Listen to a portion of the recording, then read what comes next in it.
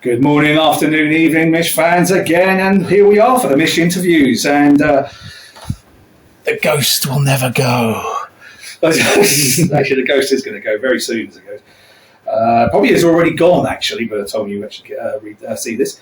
So, without further ado, he's back for more. What a moron.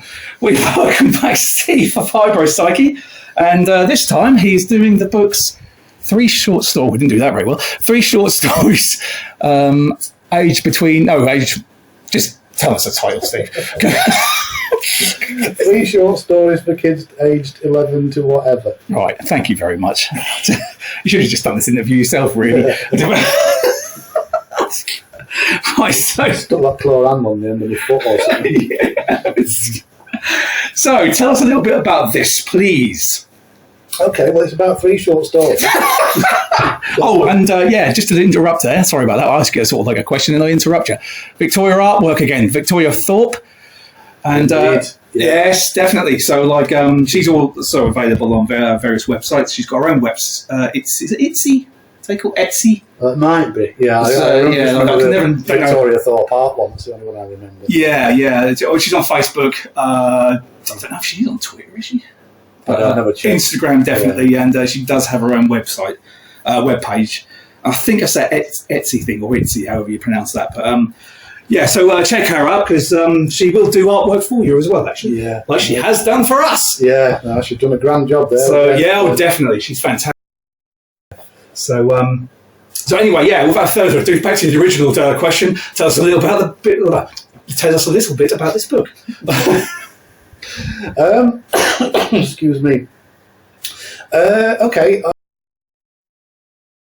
What can I say? Doing a kids' book. Why? Yeah. Well, to be honest, it was a strange thought that I sort of had, and just again that we're all big kids in some ways. We are definitely.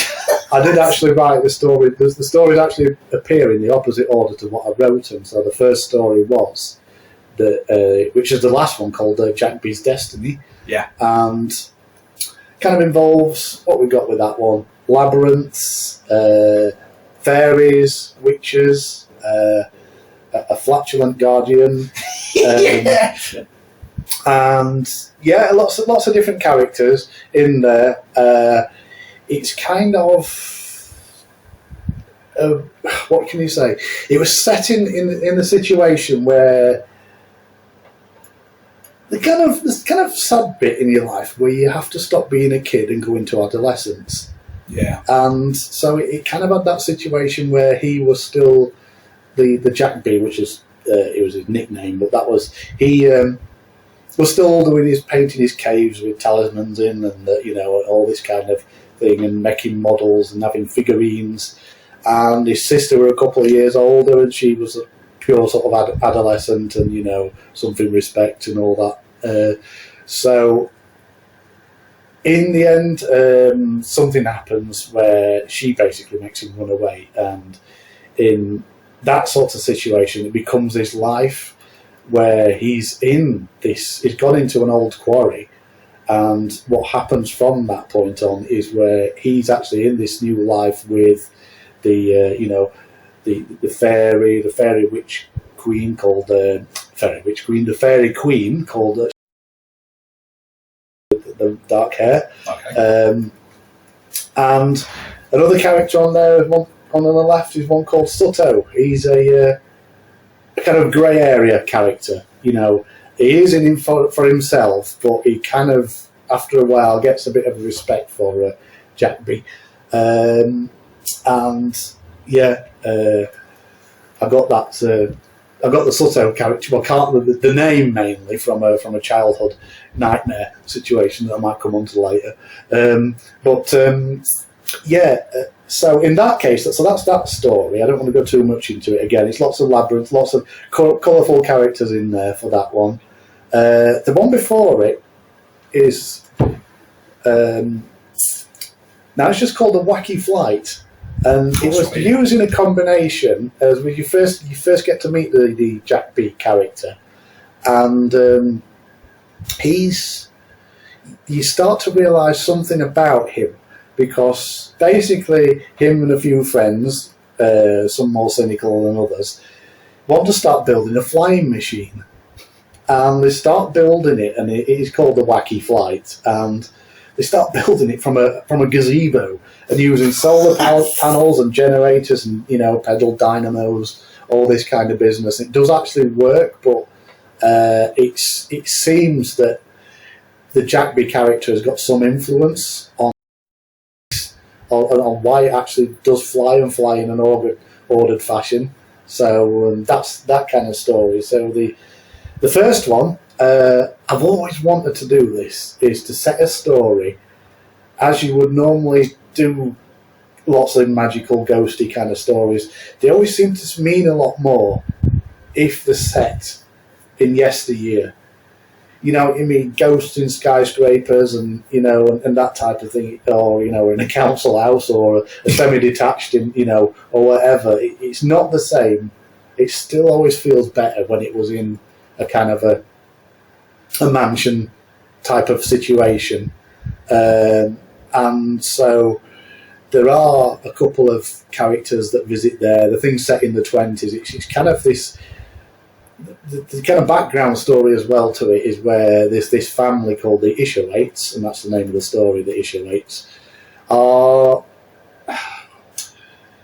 they're in that situation where what the gentry was in that situation a lot at that time, where they'd had all these lavish lifestyles, etc., and bought massive properties, but that was dwindling. Their fortune was dwindling.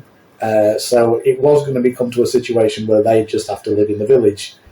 So there's certain background stories on the kind of dislike from the villagers to them, etc., for being rich in the first place. And so there's that kind of an element to it. But again, I hope I've not gone too dark in that, because it is meant to be a kid's story. But there's a fairy. There's a kind of a fairy character there. A little bit of romance. There's one of the witch characters there. And the mysterious housekeeper that you only see now and again, and you do see now and again in Jackby's Destiny 2. And other people that turn up from the future, if you like. So it's kind of a bit of a paradox, that one. But again, I just want to even to have a bit of a Christmas scene in there, and people just getting the kind of presents that they would have got in those days, you know, and the more magic behind it, you know, rather than everybody's playing computer games and everything like that these days. And, you know, even I grew up playing computer games at Christmas. But again, some to the old-fashioned Christmas tree, shellac records, playing Christmas songs, and you know, expensive glass baubles. There might be just one or two of them, you know. all these little elements that, and so I suppose in a way I did kind of set the bar quite high by saying they were for kids age 11 to whatever, just because there are some scenes that might scare little kids in there, like the grasping hands and things like that. The grasping hands, yes, definitely. I wanted it. Basically, it's a family book, and I think that's doing quite well compared to the others at the moment. Nice one. That's what I'd like to see, definitely. So tell us a little bit, because my favourite character from this book was Sato, and I sort of reminded me a little bit of how can I put it? A small Skeletor, but more an evil version of him, if you can actually say it's more an evil version of Skeletor. But it sort of reminded me of him a little bit. So tell us a little bit about that character. How did you come up with it? Where's the idea come from, basically? Right, okay. Well, Sato, I used to have lots of sort of strange nightmares that went back to my bed when I was a kid. One of these particular things was something that I called a Sato. And it sort of made a lot of noise and sort of flapped its arms and things like that. Kind of a black and white thing at the time, but I kind of got it from there, and I thought, well, one of my nightmares, I might as well make a few bob at it. But I did the character. So I mean, the similarity is with Sato, this character, is that he does fly around with his arms flapping about when he gets all flustered and things yes, like and he that. did get flustered quite a lot. Yeah, and I just like the great bit where he, to me that was quite personal because when he, the Sotto thing used to move from one side of the bed to the other in a quiet fashion, then move back again in a really loud fashion, and so I had that in the kind of situation where one bit where Trakish the witch could fly, and she was taking Jackby up to steal to take this particular gem which belonged to Shantar. Yeah. And Sotto had already kind of flown away doing his soft noise, but then when he saw what Jackby was doing, he flew back doing his loud noise and his arms flapping. And then because Jackby was already in the air, did a kind of flying kick and knocked him over. So that was the thing about that. I just wanted I suppose in a way a bit like a Ferengi. I just wanted that kind of character that he's great, but you won't turn your back on him. But at the same time, yes, you know what I mean. Yeah, he was the actual that complete pain, conniving, cheeky trickster. Yeah. But like when he couldn't get his own way, like you say, started going off on one. Flapping his wings and stuff. It was that side of things was sort of like, he was probably the more childish character out of all of them. Do you know what I mean? But the most funniest. Yeah. And that was the ironic thing about that, I thought. Yeah. So anyway, tell us who our favourite question of all time.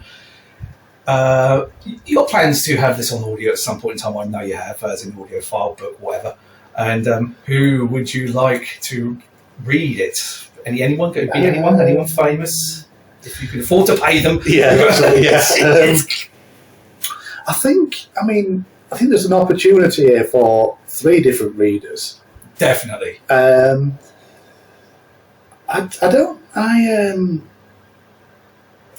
This is almost positive discrimination or being a bit sexist, but I often find in a lot of senses that women tend to be better readers than men. Yeah, I can see that.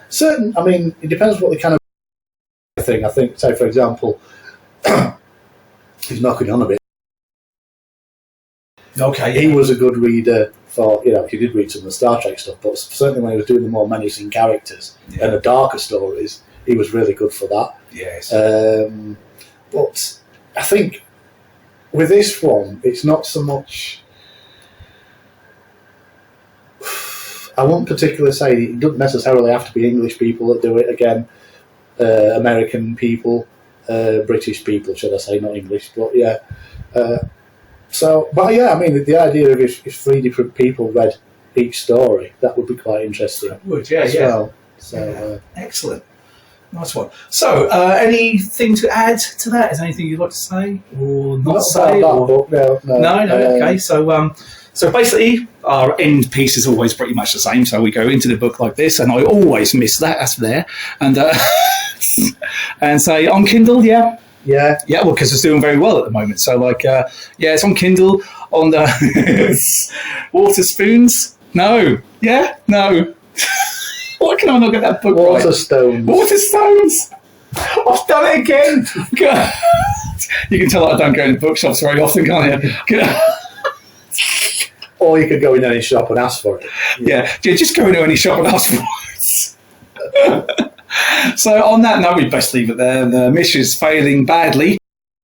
Thank you very much, Steve, for turning up again. And we won't go on about your bravery because you're too brave, far too brave for me. So I'm going to leave and hang my head in shame of all my failures and take it easy. See you next time. Cheers, Steve. Okay.